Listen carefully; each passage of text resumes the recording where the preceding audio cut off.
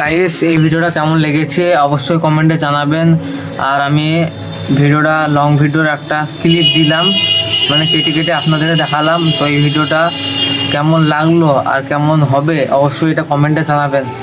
আর এই ভিডিওটা কে কোথা থেকে দেখছেন অবশ্যই সেটাও কমেন্টে বলবেন, আমি কমেন্টে রিপ্লাই দেবো, বাংলাদেশ থেকে না ইন্ডিয়া থেকে। তো আজকের মতো ভিডিওটা শেষ করে দিলাম, তো আবার দেখা হচ্ছে নেক্সট কোনো ভিডিওতে।